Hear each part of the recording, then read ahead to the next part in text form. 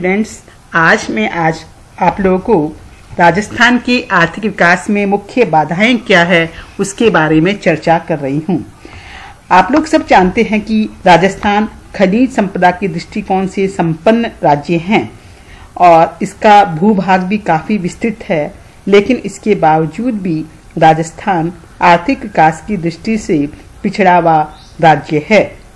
यहाँ कृषि और औद्योगिक विकास की अपार संभावनाएं होते हुए भी अनेक बाधाओं, अनेक कठिनाइयों के कारण राज्य का तीव्र गति से आर्थिक विकास नहीं हो पाया है और विकास की दौड़ में वह अन्य राज्यों की अपेक्षा पिछड़ गया है। आज हम लोग देख रहे हैं कि विकास की गति धीमी क्यों रही है, इसके क्या कारण हैं, कौन सी बाधाएं हैं जिसकी वजह से राजस्थान आर्थिक विकास की दौड़ में बहुत अधिक सफल नहीं हो पाया। तो सबसे पहले देखिए भौगोलिक बाधा या समस्या। राज्य का जो बड़ा भूभाग है वो मरुस्थल फैला हुआ है, कुछ भाग में पहाड़ी, तलहटी आदि है।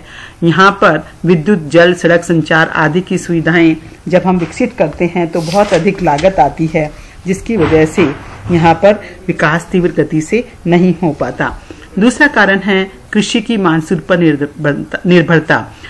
आप लोग जानते हैं अभी भी हमारी सिंचाई की कृषि की लगभग 60% भूमि है वो मानसून पर आश्रित है।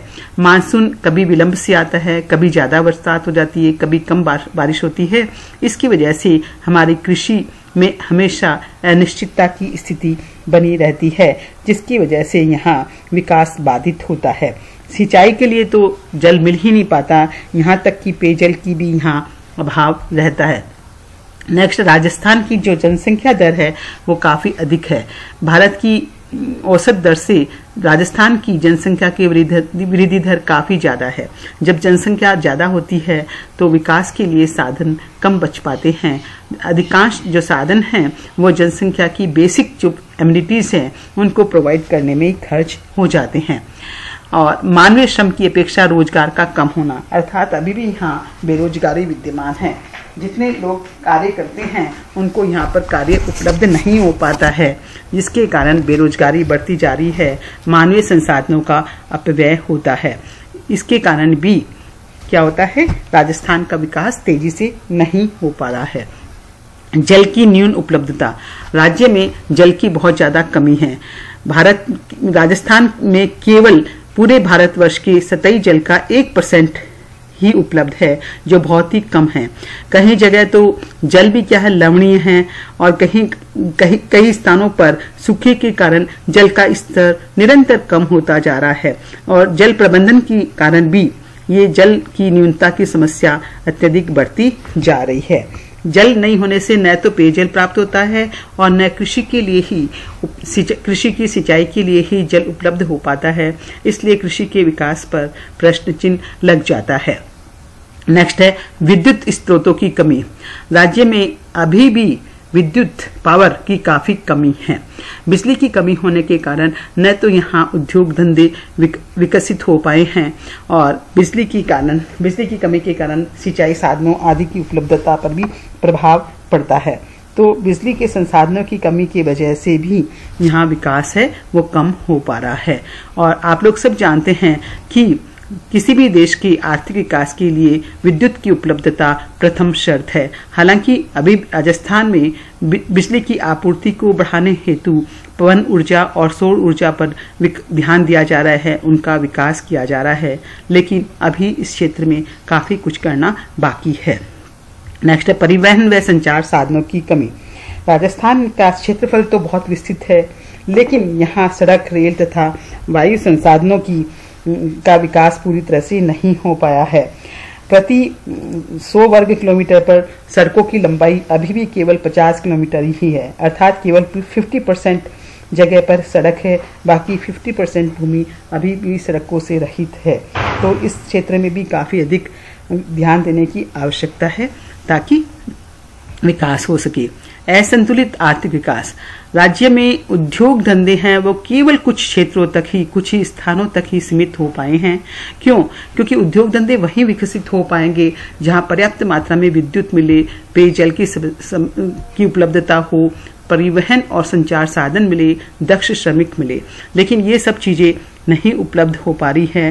केवल कुछ क्षेत्रों तक ही ये साधन हैं वो उपलब्ध हैं। ऐसी स्थिति में बांसवाड़ा, सवाईमाधोपुर, चित्तौड़, झुंझुनू, जालोर आदि जो जिले हैं वो औद्योगिक विकास के दृष्टिकोण से काफी पिछड़े हुए हैं। इसके साथ ही अब हम लोग देखते हैं सामाजिक रूप से भी राजस्थान के आर्थिक विकास में काफी बाधाएं उत्पन्न हो रही है। अभी भी राजस्थान में सामाजिक पिछड़ापन है। सामाजिक पिछड़ापन का मतलब है अभी भी राजस्थान की जो साक्षरता दर है वो बहुत कम है। साक्षरता दर कम होने की वजह से यहाँ के लोग अभी भी इन अंधविश्वास, रूढ़िवादिता, परंपराओं आदि में जकड़े हुए हैं। वो विकास की तरफ आगे नहीं बढ़ना चाहते हैं, भाग्यवादी अधिक हैं। ऐसी स्थिति में राजस्थान के जो नागरिकों का चिंतन है वो आधुनिक ना होकर परंपरागत है, जिसकी वजह से आर्थिक विकास तेजी से नहीं हो पाता। नेक्स्ट है केंद्रीय सहायता पर निर्भरता। अभी भी राजस्थान की सरकार के पास वित्तीय संसाधनों की अपर्याप्तता है और इसलिए राजस्थान सरकार को अपनी योजनाओं के क्रियान्वयन के लिए बहुत अधिक हद तक केंद्रीय सहायता पर, केंद्रीय अनुदान पर निर्भर रहना पड़ता है। अब चूंकि केंद्रीय अनुदान भी पर्याप्त मात्रा में और समय पर उपलब्ध नहीं हो पाता है, इसलिए हमारी कई योजनाएं हैं वो वास्तविक धरातल पर सफल नहीं हो पाती है, वो क्रियान्वित नहीं हो पाती है। इसके साथ ही राजस्थान के आर्थिक विकास में और भी कई बाधाएं हैं, जैसे भूमि सुधारों की प्रगति है वो काफी धीमी गति से हुआ है। राजस्थान में बार बार में अकाल और सूखा पड़ता रहता है, जिसकी वजह से भी राज्य का विकास नहीं हो पाता है। कई प्रकार की बाधाएं उपस्थित हो जाती हैं और इसके साथ ही यहाँ पर सिंचाई साधनों का भी अभाव है, जिसके कारण विकास नहीं हो पाता है। उद्योगों का विकास भी यहाँ पर्याप्त मात्रा में इसलिए नहीं हो पाया। पहली चीज, उद्योगों के लिए आधारभूत सुविधाओं का होना बहुत आवश्यक है, लेकिन यहाँ आधारभूत सुविधाएं हैं वो अपर्याप्त मात्रा में उपलब्ध है। जैसे परिवहन और विद्युत विकास नहीं हो पाया है, सड़कों की लंबाई काफी कम है, विद्युत शक्ति भी काफी कम है। इसकी वजह से भी यहाँ औद्योगिक विकास काफी मात्रा में नहीं हो पाया है और उद्योगों और श्रमिकों में काफी प्रकार के विवाद चलते रहते हैं, जिसके कारण भी उद्योगों का विकास नहीं हो पाता है।